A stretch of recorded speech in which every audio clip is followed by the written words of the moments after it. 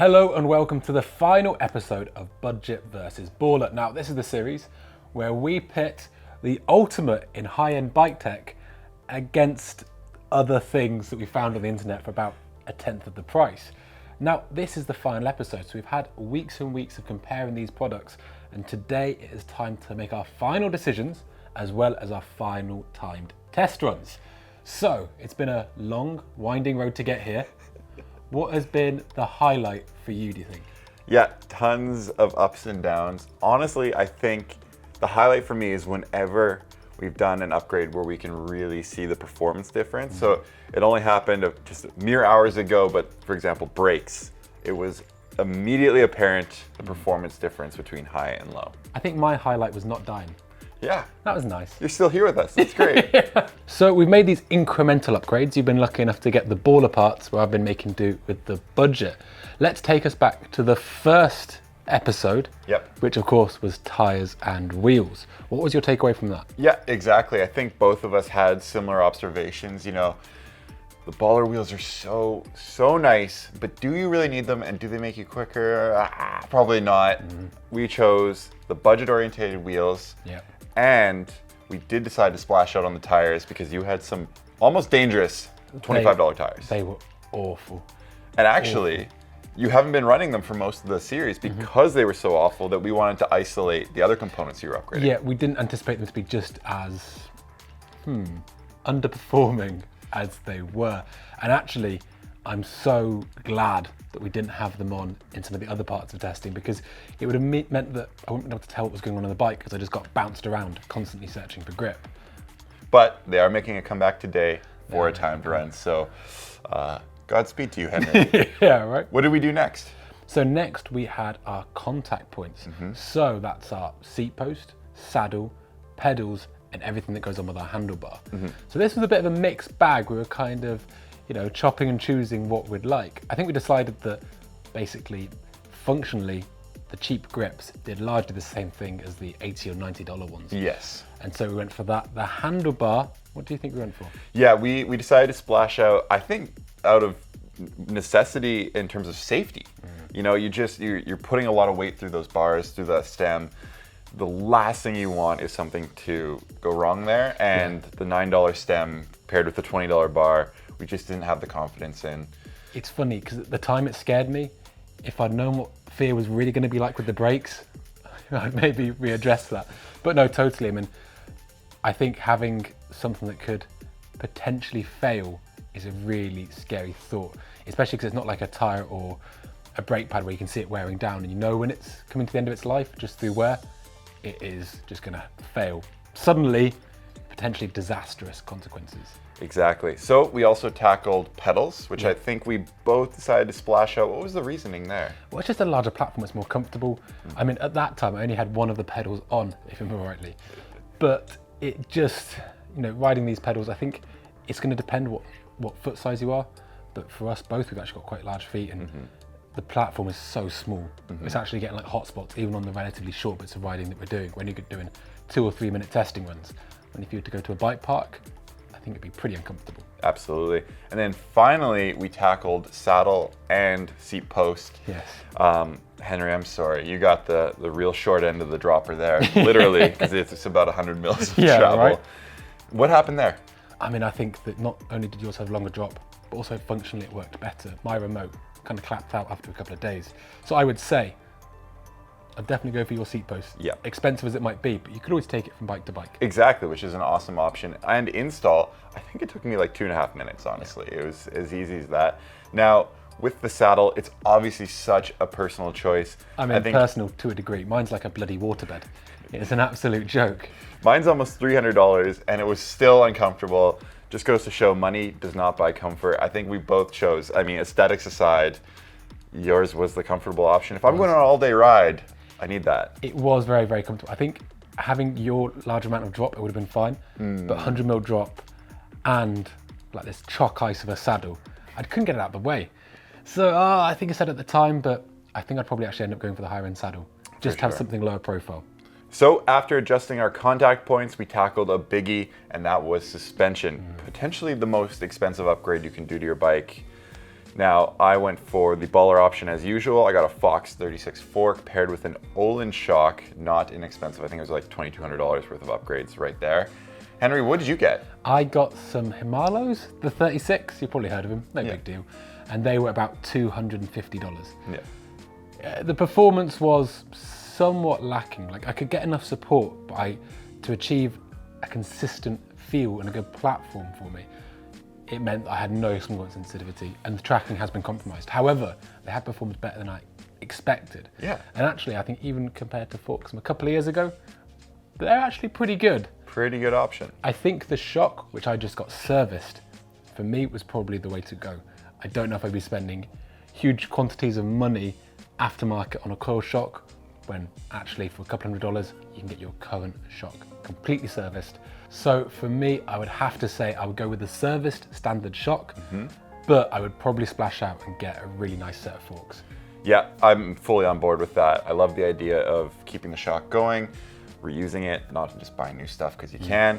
The fork, however, it has such a big job to do on the bike.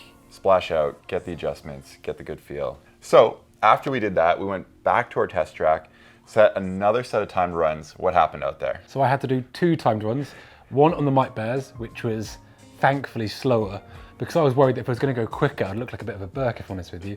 And then of course with my controlled tyres. I saw a healthy improvement from my initial time, and I was only a few seconds back on you. What was your story? Because you went fastest this time. I did. And you made a huge chunk of time up on your first run. A huge chunk of time. And I mean, if I'm gonna put it down to something, it's gonna be that fork, honestly. Like, just knowing that I'm gonna track in a straight line when I head into those rooty sections is super confidence inspiring. And I was taking lines that before I was a little bit too hesitant to take. So yeah, I took a huge chunk of time off myself, and I also beat old Henry here this time. So I think the stage is set for today. The ultimate showdown. The ultimate showdown. 2 mediocre riders, 1 relatively short run.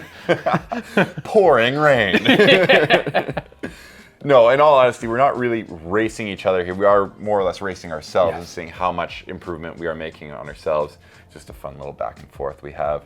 So we have a new set of times in the bag. What do we do next? So next we upgraded something which is often one of the first ports of call for people upgrading, the drivetrain. So you had the wireless SRAM system again, which was very, very nice. Yeah. And not only gave you, ultra fast shifting, but also a huge range. Huge range. You also went to some titanium cranks and an oval chainring. I did things a little bit differently. I had a $90 drivetrain from Microshift, which basically gave a pretty decent range, but then that was geared to what could be described as, for me at least, too big of a chainring, a 36 tooth, on some XT cranks, which are pretty suspicious. So how did you get on with yours? Yeah, honestly, it was another huge upgrade for me. More range. I love the electronic shifting. The install, once again, it's just so easy, and it might not be a component you take to the next bike depending on, different standards and all that, but you could if you wanted to. And then the titanium cranks are just so nice. Like a work of art. Literally a work of art. And I think I actually chose your cranks, the XTs, probably with a smaller chainring, but even if it had that 36 tooth chainring, I actually chose my electronic GX shifting system with that bigger range. I think I could have gotten away with that 36 tooth a little bit easier at least. No, for sure. What did you go for? I actually went for my Microshift. The range was respectable. The problem is it was geared too high by the chainring. That range, which goes up to a 42 tooth at the back, would have been perfectly fine, with maybe even just a 34 or ideally a 32 tooth chainring. However, it just wasn't enough with that 36 tooth. Now the cranks themselves didn't inspire much confidence, just in that I had to hammer them together because the interface just wasn't made up right. For me, it comes down to safety again. So if I had to choose, I would probably actually go the titanium cranks, because it's okay just doing trail riding. If you were to have a big land pretty deep on something, I would be scared for my safety. Moving on, final upgrade, potentially one of the most important things in my mind is the brakes. And that is, like we said in that episode, to go fast, you must be able to slow down. Henry, your brakes were very colorful, but didn't really do much out on the trail. Nothing. They did nothing. I mean, a brake can dominate the feel of a bike, not just in terms of power, but also in terms of lever feel. These felt great. really positive lever feel, even if I did have to bleed them with a suspension pick. However, they just didn't have any power. I mean, really to the point where I was going down that slab and I just couldn't scrub any speed off. Yeah. And it was a bit scary. Looking back in hindsight, I'm thinking, oh, I should have just ridden everything faster. But honestly, I was a bit scared going down that. No, I fully agree with you. I got a set of brakes that were $850. I think yours were like $150.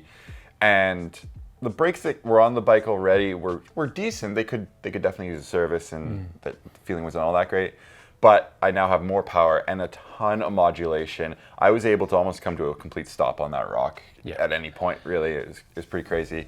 So I think both of us unanimously were choosing the higher end brakes, hey? Absolutely, without a doubt. It was such a horrible thing because I was pulling that front brake as hard as I could and accelerating. It was awful. But I only got one more day on them today, got to do my race run. So I think if anything, I might be going a bit quicker. Not by choice, just that's the mandatory speed now. How are you feeling for your final timed run?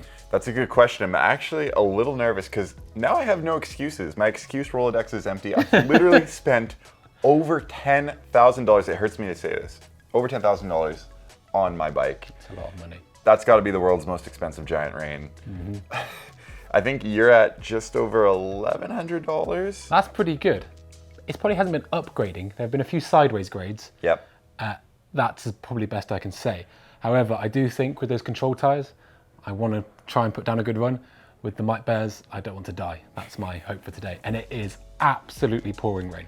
Yep, just like the other race runs, it is a wet day out there. So conditions are the same, parts are not the same. Should we go out there and see how we can do? Absolutely.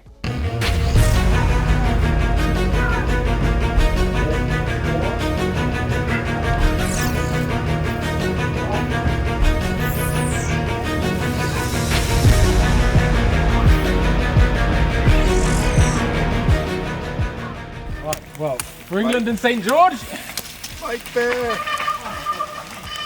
immediately goes very, very quick.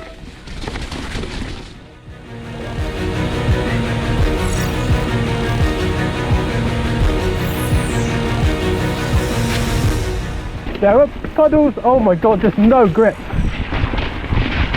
No grip whatsoever. We're doing alright. Keep, oh my god, feet off the pedals. Jesus, it's wet.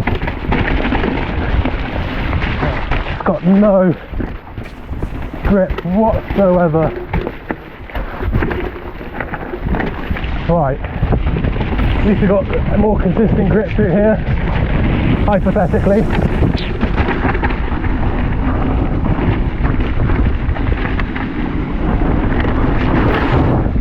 Oh, that wasn't actually, once I got through the first bit, wasn't that terrifying. Yo, ready for this? And slippery.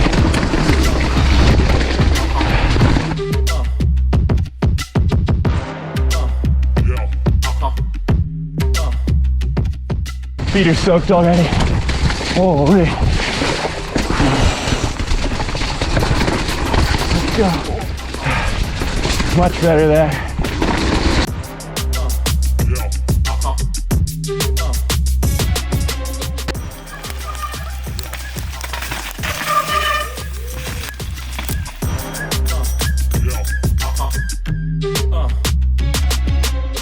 Oh my god, that is the fastest I've ever done that.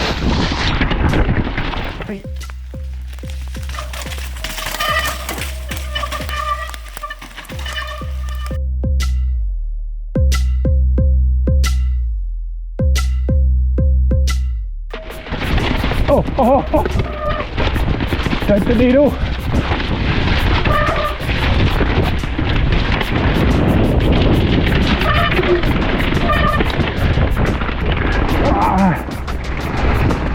The brake. Bike feels so much better, night and day, compared to episode 1. Shifting is so good too.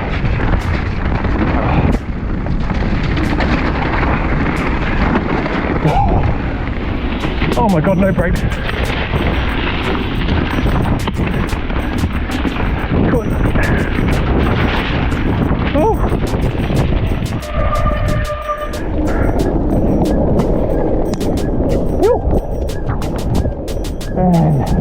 Here's the finish. Yeah! Oh boy! It is done. Okay, All right, Henry, I just spent half an hour picking mud out of my ears, but we do have some times. First off, how did it go out there? It was okay. I mean, it was very wet. Yes. We've been very lucky in that all our days have been very wet. Is that luck? Yeah, thank heavens, right? No, but I mean, I don't think it was necessarily wetter in terms of the dirt, but the routes were wetter. Visibility was worse, at least compared to our midpoint, and actually the conditions really replicated our first timed testing session. Fully agree. I fully agree. So you had what is now an absolutely decked setup, and things have only got better for you. We'll come on to my setup later on. How did you get on today? Yeah, honestly, the bike feels amazing. And I think I probably said that at the midway point as well. But now there's no weak point like before. The brakes weren't super ideal. The drivetrain didn't work super well. Now everything works incredible. We've changed everything. There's nothing left other than the frame, really. And I think I was taking lines with more confidence, but maybe not necessarily more speed. What do you attribute that to? How could you be going slower today, do you think? Well, the weather, for sure. I mean, I think it did play a part, but as well, just getting used to those brakes. They are more powerful, and training my brain to being like, you can stop later. Like, don't stop now, stop later. And a couple times, especially we did a warm up, I over-braked into sections and kind of had the pedal to get back up to speed. So yeah, no, I think there's no weak point on that bike anymore, that's for sure. And so what were your times today then? So today I ran a 2:12:40, which is 2 seconds slower than our midway point. I would probably say that was due to weather. I didn't really make any mistakes on course. I rode the same lines I rode before. But honestly, I felt more comfortable, more in control, and I felt that if I did get knocked offline, that I had, like, it's not the bike's fault. The bike will save me. It's more on me to make sure to pilot it properly. What about you, Henry? So firstly, it was the Mike Bears, and I survived, which I'm very, very, very relieved about. The time was 2 minutes and 30 seconds, so slower than the previous time by about 5 seconds or so, I think, maybe 6 seconds. And then on the control tyres, I did a 2:14. Although it's only 1 second slower than my best time on Monday, the difference between our times, our absolute times, is smaller. It is smaller. Yeah. We're within 2 seconds of each other then. Yeah, and it's really interesting because in that top section, I've never hit it so fast. I felt like it was a really quick run. However, I wouldn't want to do it again. It was horrible. Like, just that mandatory speed and just having to accept, like, I mean, it's really good because I knew the track, but I wouldn't want to ride blind trails on those brakes, not knowing what's going to come around the corner. That's totally fair. Okay, so we're within a couple seconds of each other. If you're basing your decision off speed, I mean, I've spent thousands and thousands of dollars. Thousands of dollars. And it didn't really add up to that much more speed. No. I mean, we're different riders, we go different speeds, but even on my own times, since that midway point, I spent a couple more grand. I got slower, actually. And that, like we said, we can put that down maybe to weather, but I don't think I would have been much faster than that 2:10 from the other day, honestly. Like, if we look at it through diminishing returns, what was the biggest gain? And then what was coming towards the smaller gains? I would say suspension, without a doubt, was a huge game changer for that bike. There's a couple of big bomb holes in that first chute dropping into the trail today, and I hit one. I remember the first day we were riding, I hit one on that Yari fork, blew through the travel, and I nearly went over the bars. Today I hit the same thing, and just, I could feel, the fork definitely bottomed out, but it didn't dive down there. It kind of like supported me through, and I kept carrying on. I think that was the biggest game changer for me. What about you? I'd say the thing that made the biggest difference was tyres. Yep. And then, I mean, tyres and brakes, it's so hard one than the other. I think making pretty tame trails absolutely terrifying was the tyres. I think making harder trails more dangerous, the brakes. You know, if you had some good set of brakes, you could probably still get down quite steep stuff, even if you don't have the grip, but knowing they're not to become overwhelmed. Honestly, man, I wouldn't want to ride them down anything steep again.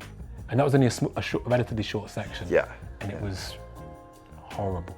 have your opinions changed at all on anything you've said in the past episodes? Anything you would swap out, or? I don't think so.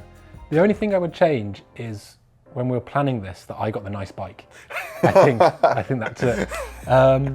No, I mean, I think I kind of had an idea about where I would spend the money. You know, we're all fans of mountain biking, right? We all love to do it. So we've all had this period in the past of, you know, fine tuning what we needed and what we didn't. And I've always felt that brakes and suspension is where you put your money. Tires. Drivetrains, tires, absolutely. But things like drivetrains, to me, I just don't really care.